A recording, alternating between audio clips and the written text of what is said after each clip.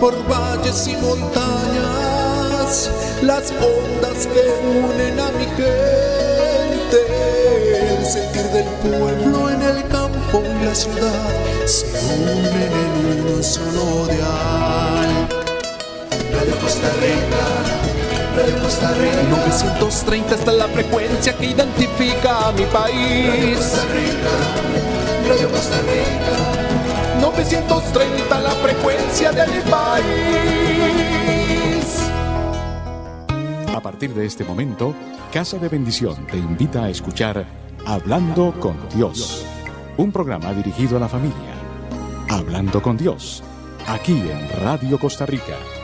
Casa de Bendición, teléfono 253-1317.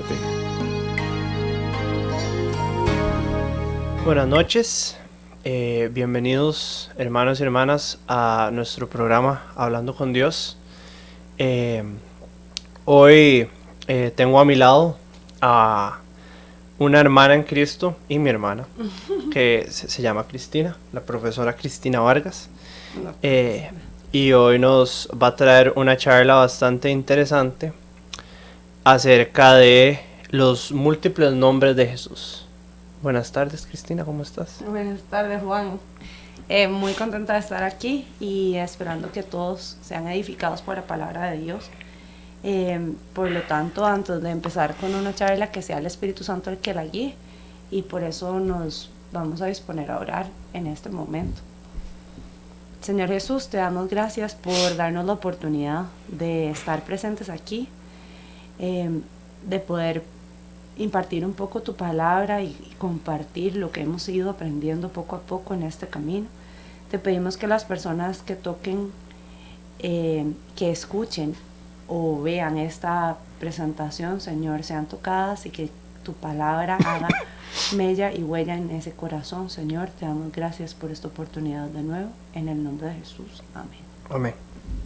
Bueno, pues hoy queríamos hablar muy en especial sobre lo que pasa en la Biblia, donde se hacen cambios importantes en los nombres de las personas. Ok. A la primera persona que Dios le cambia el nombre es Abraham, ¿verdad? Que él decide que al principio era un hombre muy enaltecido y de pronto se lo pasa a cambiar a Abraham, que es el padre de una multitud. Después tenemos a Sara, que al principio se llamaba Sarai, que significaba mi princesa, y pasa a ser madre de multitudes, porque la nombra solamente Sara.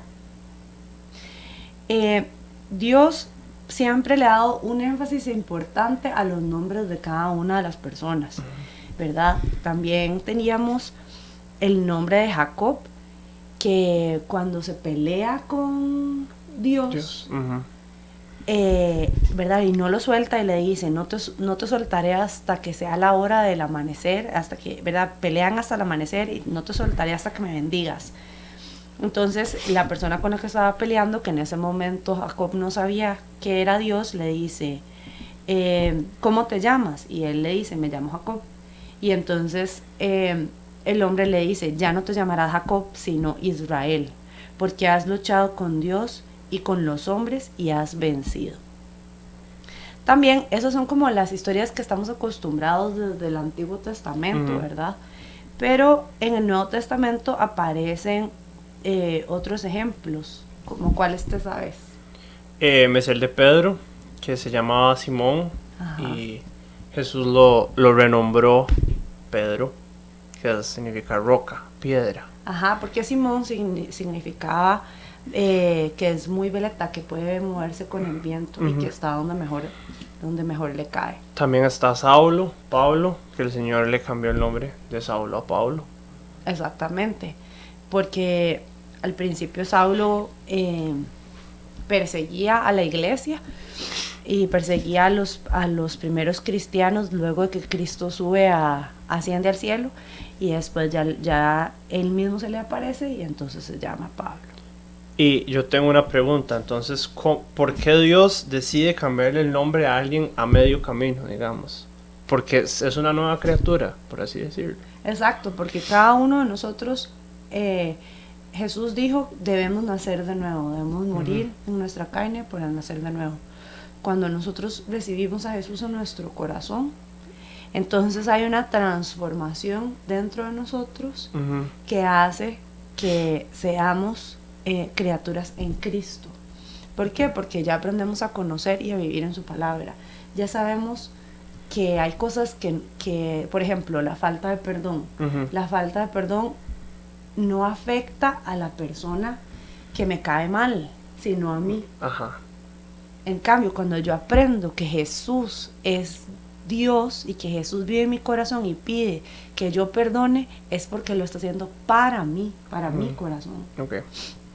Entonces, a ellos, ya vea que a todas estas personas, Dios las conoce, y a partir de que las conocen, como Saulo, que fue el ejemplo que diste más específicamente, que es como el más pecador, el que más nos identificamos todos, a partir de ese momento se llama Pablo, ¿verdad? Nosotros estamos acostumbrados a hablar de Jesús, y Jesús aquí, y que Jesús lo acompañe, y Jesús, ay Jesús, y que, ¿verdad?, que cuidado se cae. Pero resulta que el nombre de Jesús en sí tiene millones de significados, y que hay que darle mucho énfasis a que es, cada vez que nosotros decimos Jesús, estamos llamando o aplicando todos sus significados a profetizando o declarando y decretando. Porque ya sabemos que es el verbo hecho carne. Que es el verbo hecho carne y que nuestra boca tiene poder. Entonces esa es la palabra más poderosa del diccionario. Es la palabra más poderosa del diccionario cuando se refiere al Rey de Reyes, o sea, Jesús. Bueno, entonces, vamos a hablar del contenido especial de todo lo que hay o lo que tiene Jesús en su nombre, ¿verdad? Es una lista de muchísimos nombres, pero vamos a nombrar solo algunos por cuestión de tiempo, ¿cierto? Ok, el primero es Jesús. Jesús en sí significa el cumplimiento de la primer promesa que hizo Dios. Después de que el profeta Isaías recibiera la promesa, pasaron 700 años hasta que Jesús nació. Ok, entonces en Isaías 9:6 dice: porque nos ha nacido un niño, se nos ha concedido un hijo, la soberanía reposará sobre sus hombros y le darán estos nombres: Consejero admirable, Dios fuerte, Padre eterno y Príncipe de paz. En esa primera profecía que Dios, y en esa primera promesa que Dios nos da a través del profeta Isaías, de una vez nos deja ver un poquitito los 4 primeros nombres que vamos a estudiar de Jesús. Consejero admirable. Nosotros tenemos millones de consejeros.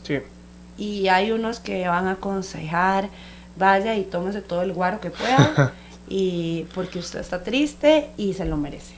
O vaya y le pega a tal persona porque esa era su novia y entonces no vale la pena, y vaya, péguele. Pero nosotros ya sabemos que, como dijiste antes, Jesús es el verbo. O sea que nosotros tenemos a Jesús en la Biblia, y cada uno de nosotros tiene una Biblia. Y ahora, aunque yo prefiero escoger la Biblia física, la tenemos en internet. Entonces, si usted necesita un consejo realmente, usted lo que tiene que hacer es orar. Y cuando usted ora, Jesús lo aconseja. Por eso es el consejero admirable. El Padre eterno, porque es el que siempre está, no duerme quien te cuida. Siempre va a protegernos. Y Dios fuerte, porque todos sabemos que no hay nadie más fuerte que Dios. Príncipe de paz. Jesús mismo lo confirma en Juan 14:27, porque Jesús cuando estaba ya predicando dijo: la paz les dejo, mi paz les doy. Yo no se la doy a ustedes como la da el mundo. No se angustien ni se acobarden. Eso es muy importante, porque la paz que da Dios, no hay nada en este mundo que la llene, y es un vacío que hasta él mismo en la palabra dice que es, o sea, que hay un espacio en nuestro corazón que solo él llena, y la gente y nosotros mismos tratamos de llenar eso con diferentes cosas, puede ser hasta comida, personas, dinero, pero esa paz que realmente nos satisface es la de Cristo, es la única que realmente nos hace sentir completamente llenos, en realidad. Entonces realmente eso me parece muy, muy interesante. Es muy interesante, y lo más importante es que para poder tener esa paz tenemos que estar calientes. O sea, si usted ora un día pero mañana no, o si usted va a misa hoy pero va dentro de 5 meses, o va a su iglesia, a su congregación y vuelve en 5 meses, ¿cómo va a estar caliente? Sí, es como hacer ejercicio. O sea, uno no obtiene los resultados que quiere si va solo una vez al gimnasio cada 2 meses. Tiene que ir seguido, tiene que ejercitar la fe. Exacto, ejercitar el espíritu para tener una relación, y al tener una relación va a poder estar con Cristo y poder avanzar y sentir su paz. Luego tenemos el que todos sabemos y que se celebra mucho en Navidad y se habla mucho ahora, y que nació él, Emmanuel. Emmanuel significa Dios con nosotros, y este aparece en Isaías 7:14. Por eso el Señor mismo les dará una señal: la Virgen concebirá un hijo y dará a luz a un hijo, que lo llamará Emmanuel. Isaías 8:8 dice: pasará hasta Judá, la inundará y crecerá hasta llegarle al cuello. Sus alas extendidas, oh Emmanuel, cubrirán la anchura de la tierra. Esto quiere decir, cuando sale oh Emmanuel, es que es verdad Jesús, y cuando dice sus alas cubrirán la anchura de la tierra, lo que está queriendo decir es que va a haber protección sobre toda la tierra, en especial sobre los creyentes, ¿verdad? Los que creen en Cristo. Luego siempre se nos han dicho: usted tiene que ser luz, usted tiene que mostrarle a la gente que usted es luz, que usted sea un ejemplo, siempre sea ejemplo para los demás. Entonces, pero nosotros tenemos que seguir el ejemplo de Jesús. Entonces Jesús es la luz verdadera. Juan 1:19 dice: esa luz verdadera, la que alumbra a todo ser humano, venía a este mundo. Entonces, ¿qué quiere decir esto? Que nosotros somos encendidos por la luz verdadera. Volvemos a lo mismo. Si usted tiene una relación con Dios, usted tiene la lámpara encendida. Y por eso dice la comparación de está caliente. Un carbón, si está adentro de una fogata, está caliente. Pero si usted lo saca, de pronto se apaga. Va enfriando. Y se apaga, ¿verdad? En Mateo 5:15 y 16 dice explícitamente sobre nosotros: no se enciende una lámpara para cubrirla con un cajón. Por el contrario, se pone en la repisa para que alumbre a todos los que están en la casa. Hagan brillar la luz delante de todos, para que ellos puedan ver las buenas obras de ustedes y alaben al Padre que está en el cielo. Mateo 1:18 y 25 dice: y dará a luz a un hijo y le pondrás por nombre Jesús, porque salvará al pueblo de sus pecados. Además, el ángel indica el cumplimiento en la promesa que ya habíamos hablado, ¿verdad? Entonces, todos estos significados están incluidos en la palabra Jesús. Todos estos significados están incluidos en la palabra Jesús. Por ejemplo, ¿cuál es el significado de su nombre? Juan, mi nombre significa misericordia de Dios. Misericordia de Dios. ¿Y usted cree que experimenta la misericordia de Dios todos los días? Sí. Ok, por ejemplo, lo va a dejar el bus y usted empieza: Jesús, Jesús, misericordia, o algo así. Sí, claro. Y no lo deja. No me deja. O otras cositas. Otras cositas, sí. Otras cositas, ok. Luego tenemos Hijo de Dios o Hijo del Altísimo. En un momento dado, Jesús le pregunta a Natanael: ¿quién crees que soy? Y en Juan 1:49 le dice: Rabí, tú eres el Hijo de Dios, tú eres el Rey de Israel. Jesús tiene las dos, es el único ser en el universo que tiene las dos naturalezas. Jesús es el Hijo de Dios, o sea que es Dios y es divino, pero también es el Hijo del hombre, porque nació de un humano y se hizo carne. Entonces él tiene esa característica que ninguna otra persona tiene, ¿verdad? Él es el Hijo de Dios. En Hebreos 4:14 dice: por lo tanto, ya que Jesús, el Hijo de Dios, tenemos un gran sumo sacerdote que ha atravesado los cielos, aferrándonos a esa fe que profesamos, ¿verdad? Pero, como les expliqué antes, es Hijo del hombre, porque en Mateo 8:20 dice: las zorras tienen madrigueras y las aves tienen nidos, pero el Hijo del hombre no tiene dónde recostar la cabeza. Ahí él mismo se está proclamando Hijo de hombre. Entonces ahí es donde se confirma que tienen las dos naturalezas. Ok. Él es el Santo de Israel. Y es el verbo que es la acción. Como sabemos desde primer grado, verbos acción. Entonces, verbos correr, comer, ¿verdad? Esos son los verbos. Jesús, la palabra es acción. Entonces, cuando usted está llamando a Jesús o en el nombre de Jesús, usted está sabiendo que algo va a pasar. ¿Me entienden? Tal vez no es tan fácil que usted diga María Luisa y nada pase. O que usted diga Jesús, en el nombre de Jesús yo declaro y decreto, y usted después se sorprende que ese día en la casa pasaron muchas cosas. Ok. Al principio en el Génesis vemos como la explicación de la creación. Eso es lo primero que nos enseñan en la Biblia. La creación. Ok. Entonces, en Apocalipsis, el verbo de Dios dice en Apocalipsis 19:13: está vestido de un manto teñido en sangre, y su nombre es el verbo de Dios. Pero en Juan 1:1, como te dije antes de Génesis, en el principio ya existía el verbo, y el verbo estaba con Dios, y el verbo era Dios. Entonces, cada vez que Dios iba haciendo, dijo, hágase la luz, Jesús ya estaba ahí. Háganse los mares, Jesús ya estaba ahí.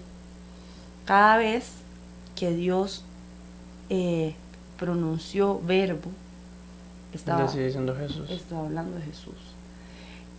Esto yo creo que es la voz de Dios, sí. Es la voz de Dios, y es algo fuerte, porque mucha gente tiene la Biblia abierta en el Salmo 91, que es el salmo de protección a la entrada de la casa, pero ¿de qué sirve tenerlo abierto si no lo estás leyendo? Si no hablas de las cosas que Dios hace, o si no lees por lo menos un salmo, porque sí, vamos a ver, cuando empezamos a leer la Biblia, mentira que es tan fácil y mentira que uno entiende todo, pero si no empezamos nunca vamos a entender nada. Exacto. Ok.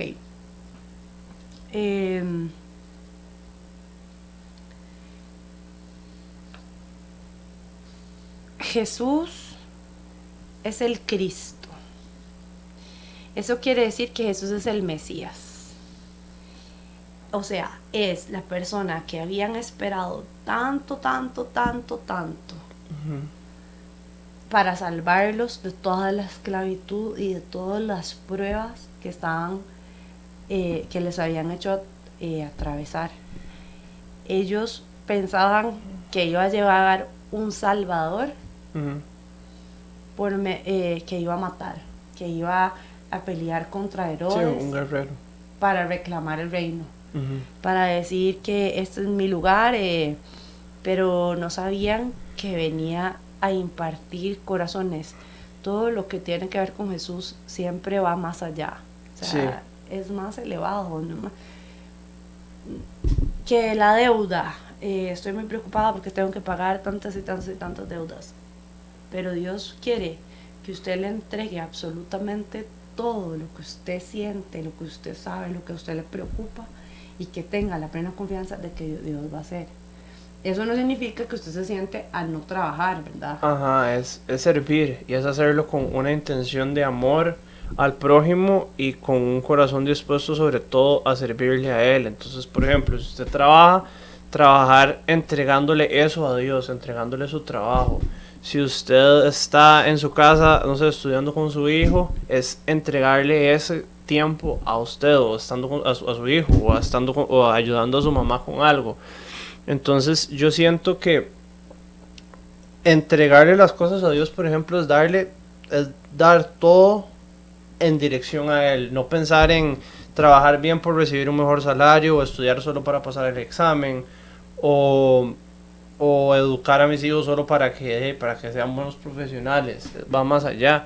Y es muy interesante cómo en esa época sí, ellos pensaban que Dios era el guerrero y que Dios iba a llegar y iba a matar a todos los romanos y iba a retomar el trono y iba a ser el rey del mundo.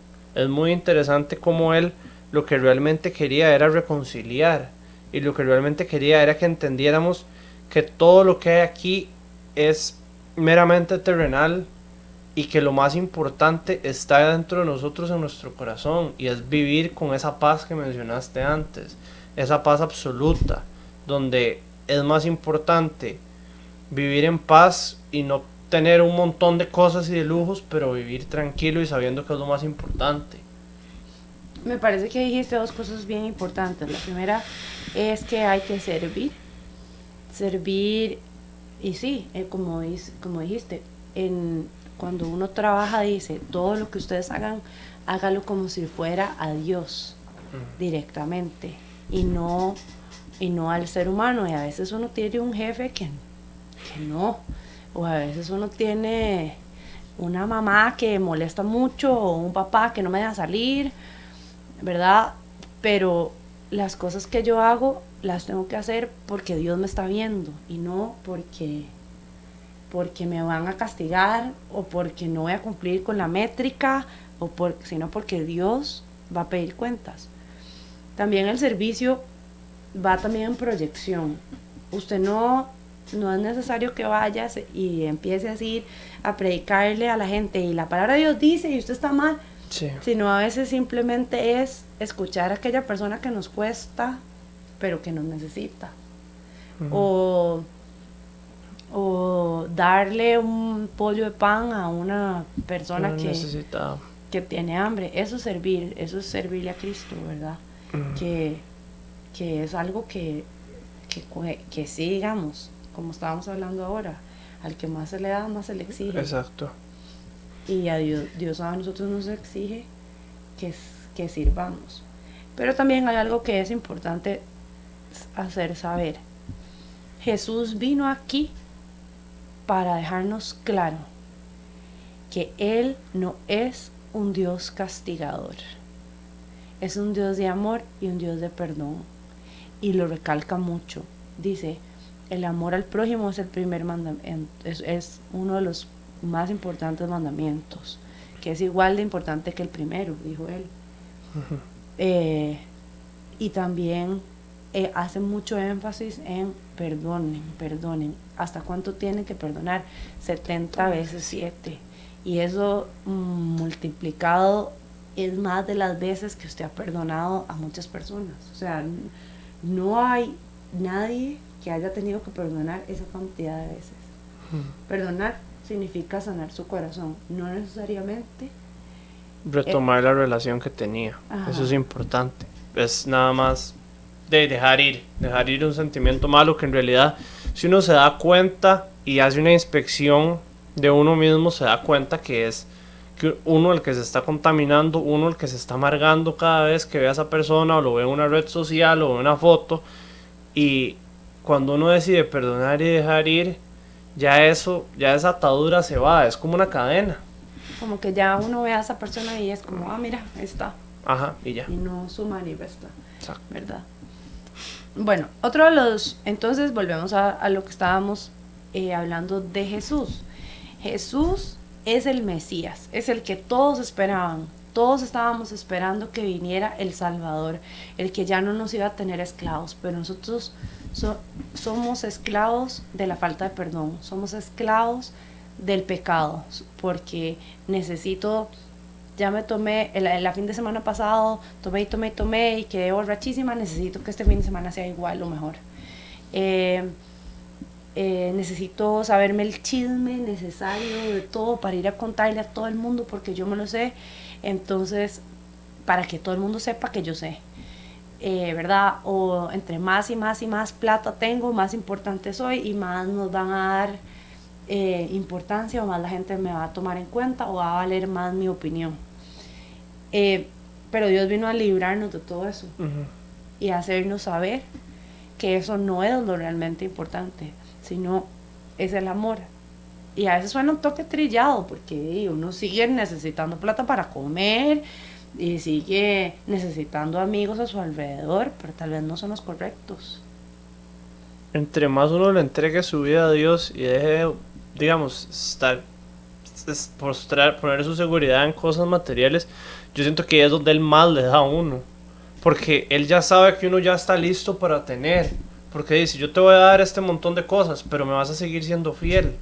Entonces esa es la parte donde uno tiene que saber muy bien que, ok, primero, ok, Señor, yo te entrego todo mi ser, a pesar de lo que tengo hoy, a pesar de que no es lo que yo quiero y tal vez no es el trabajo que quiero, la carrera que quiero, o lo que estoy ganando en este momento. Pero cuando usted le entrega todo, las cosas van a empezar a suceder poco a poco, a través sobre todo de la obediencia y de entregarle realmente su corazón. Entonces también es muy importante eso, que uno tiene que aprender a entregarse al Señor, y entre más uno se entregue con humildad, con un corazón contrito y humillado, como dice en su palabra, pues Él va a abrir más las arcas y nos va a bendecir, porque Él es un Dios de bendición. Entonces no hay que tenerle miedo a entregarse a Dios. No. Por eso también Él lo dice, deja todo y ven. El Señor dice en su palabra, busca primero el reino de Dios y todo lo demás vendrá por añadidura. Amén. Y la añadidura es en lo que vivimos, pero primero Él comprueba, aunque a veces duele, porque mentira que ser probado es bonito, no. Pero Él comprueba que uno realmente le ha entregado su corazón, y después de ahí Él le va a dar todos los anhelos, todo lo que usted tiene en el corazón que ha querido toda su vida, Él se lo concede, siempre que tenga una buena mayordomía, ¿verdad? Porque que lo ponga a su servicio y no vaya a fanfarronear de ya tengo todo lo que yo, ¿verdad? Ok. En primera de Juan 2:22 dice, ¿quién es el mentiroso sino al que niega al Jesús que es el Cristo? Es el anticristo el que niega al Padre o al Hijo. ¿Ves? Ahí hace énfasis en que Jesús es el Cristo, o sea, es el Salvador, o sea, es el Mesías. En Hechos 2:36 a 39 dice, por tanto sépanlo bien todo Israel, que este Jesús es a quien ustedes crucificaron, se ha hecho el Señor y Mesías. Es importante hacer una aclaración aquí, siempre que hablen de Mesías es lo mismo que Cristo, es igual, ¿ok? Es un sinónimo, ok. Es un sinónimo. Aunque nos adelantamos un poco con lo que estábamos hablando antes, Jesús es el libertador, Él nos libera. Si nosotros sabemos y conocemos de Él, entonces ya no vivimos encarcelados en esas cosas tan feas de me dejó, o algo que nos encarcela y que es muy fuerte, es la culpa.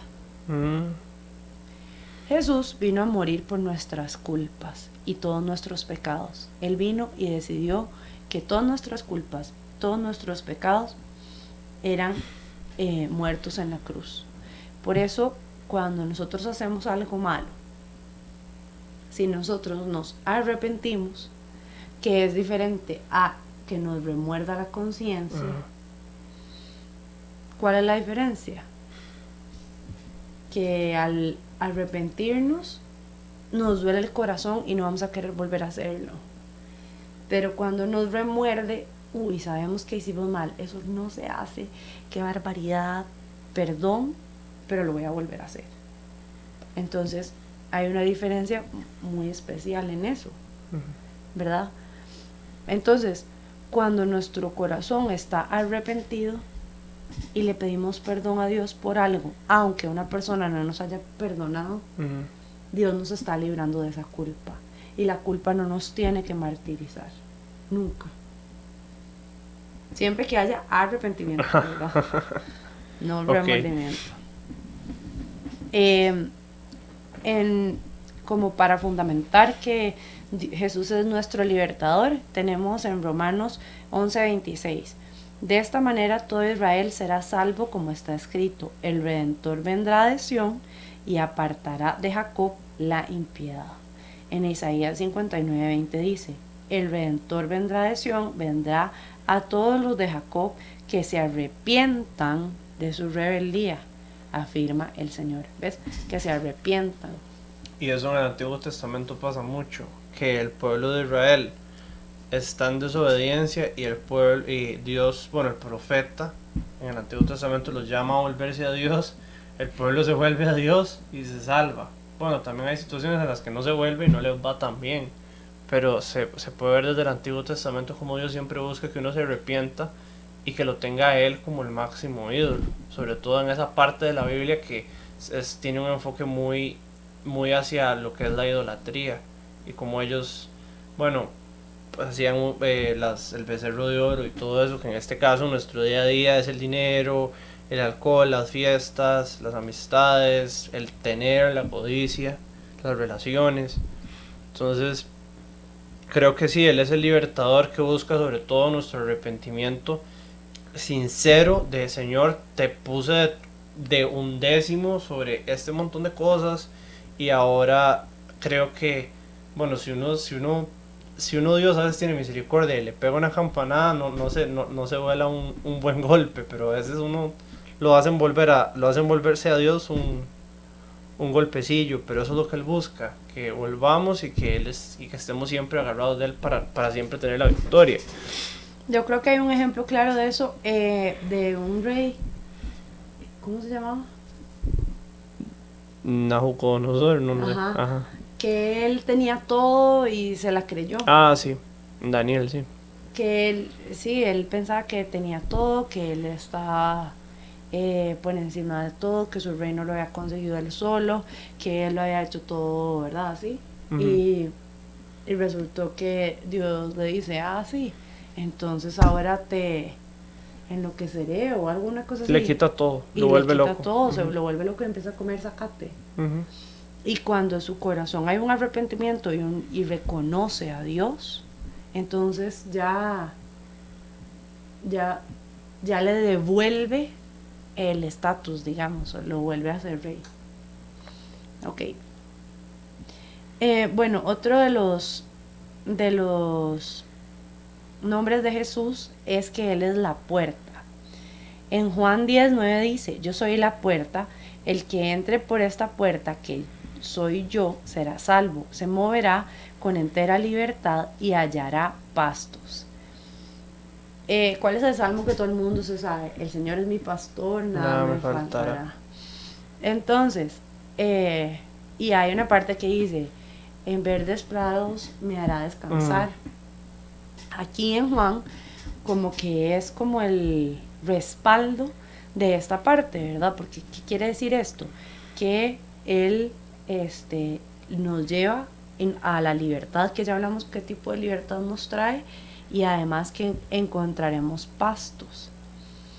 Es muy importante no solo que es la puerta por donde vamos a entrar, sino que es también el pastor de nosotros. Ok.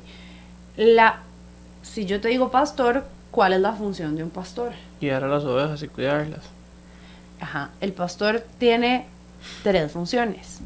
Y más específicamente en aquel tiempo, el pastor tenía la función de criar, guiar y cuidar a las ovejas.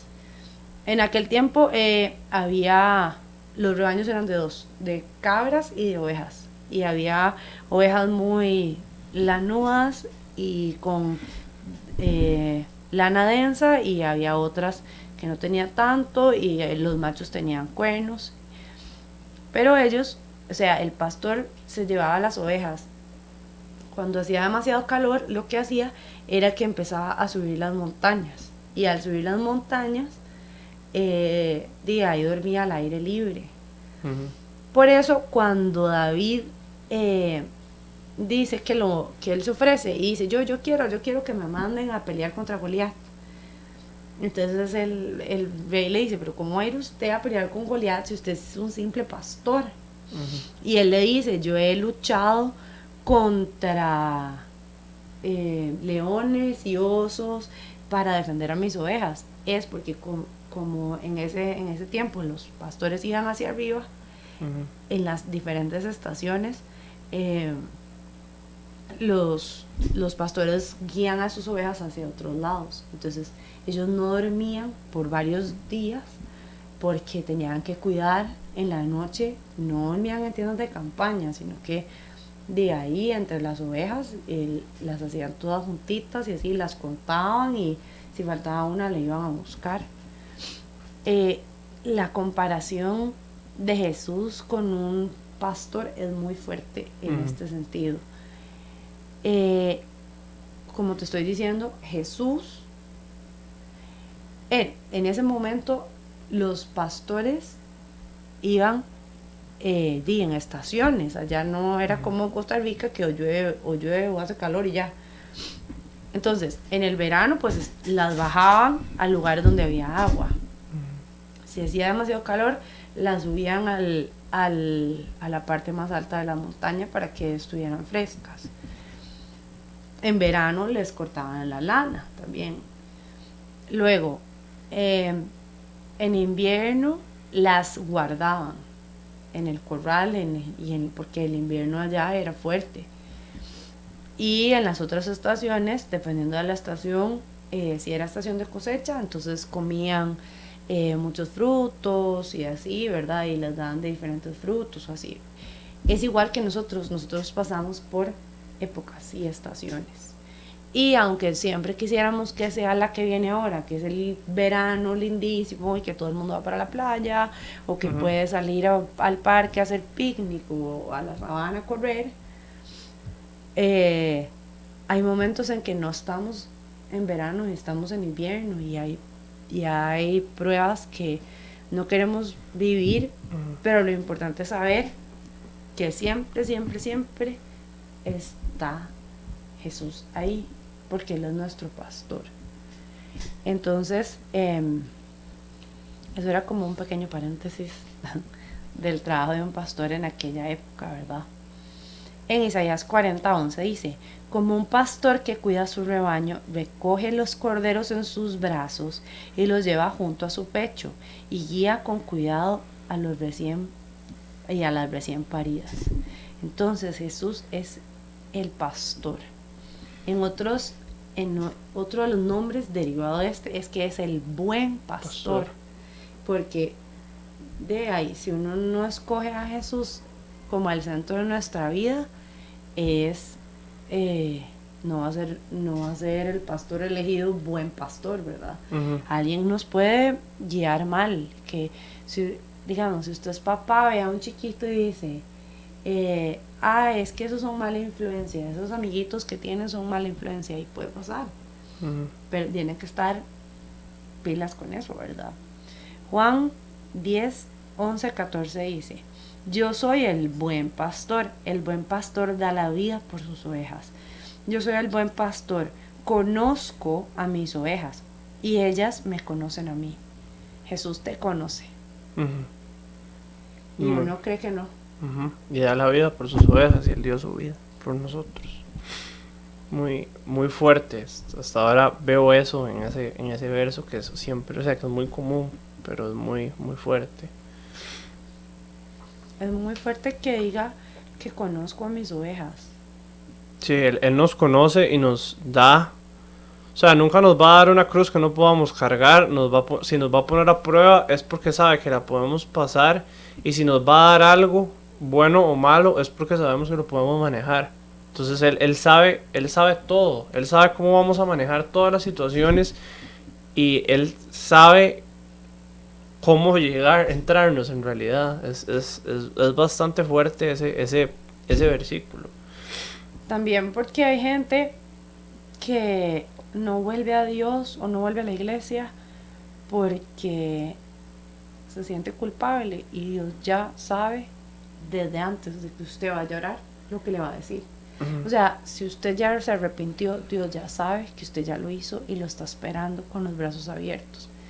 Y no se desanime y vaya. En Ezequiel 34:14 dice: los haré pastar en los mejores pastos, y su aprisco estará en los montes altos de Israel. Aprisco significa rebaño. Allí descansarán en un buen lugar de pastoreo y se alimentarán de los mejores pastos de los montes de Israel. Ve que en todo el versículo enfatiza en los mejores. Jesús nos va a dar lo mejor. Y a veces esperamos y esperamos y esperamos una promesa y aparecen imitadores, pero viene lo mejor y quita lo que no es y pone lo que es, porque viene lo mejor. Dios a usted no le va a dar a medias, ni le va a dar algo incompleto o algo que no cumple sus expectativas. Dios le va a dar lo que es mejor para usted siempre. Él es el gran pastor. Dios es el gran pastor, ¿verdad? En Hebreos 13:20 dice: el Dios que da la paz, te hablamos que era el príncipe de paz, levantó de entre los muertos al gran pastor de las ovejas, a nuestro Señor Jesús, por la sangre del pacto eterno. Esto que dice por la sangre del pacto eterno es que la sangre de Cristo hizo que todas nuestras culpas y todas nuestras rebeliones sean pagadas ahí, ¿verdad? Amén. Él es nuestra salvación, que eso lo tenemos claros desde siempre, ¿verdad? En esos días Judá será salvada, Israel morará seguro, y ese es el nombre que se le dará. El Señor es nuestra salvación. ¿Y de qué nos salva? Del rencor, del resentimiento, de la falta de perdón. Él a veces previene que nos pasen cosas, o a veces le decimos ¿por qué esto no salió? Y es porque a veces él más bien lo que está haciendo es evitar que nosotros sintamos todo eso. Además de que nos metamos en un problema o algo así, pero también eso, que cuidamos nuestro corazón. Cuida tu corazón porque de ahí emana la vida. Jesús es nuestro protector. Como leí antes, leímos el versículo de Manuel que decía que tenía las alas extendidas alrededor de... Pues ahí ya vemos que Él es nuestro protector, pero también en 2 Tesalonicenses 3, 3 dice: pero el Señor es fiel y Él los fortalecerá y protegerá del maligno. Y el último que tenemos para hoy es que Jesús es el verdadero pan. Nosotros somos seres de 3 partes: alma, cuerpo y espíritu. Y el espíritu es lo que nos debe guiar. El espíritu es nuestra relación con Dios y tiene que estar más fuerte, porque el alma va a escoger si la carne, o sea, todas muchas cosas que son pecado, o si el espíritu, que es lo que nos acerca a Dios. Y el alma está como en medio. Y entonces ella se vuelca en lo que sea más fuerte. Si usted se congrega mucho, si lee mucho la palabra, si se alimenta, si, como dijiste, si ejerce el espíritu, se pone fuerte, ¿verdad? Entonces, se ejercita, exacto. Entonces el alma se va a volcar hacia ese lado. Entonces eso quiere decir que va a buscar hacer el bien, y va a ser más fácil para usted decir que no a las cosas que tienen que decir que no, y decir que sí al servicio al Señor. El verdadero pan.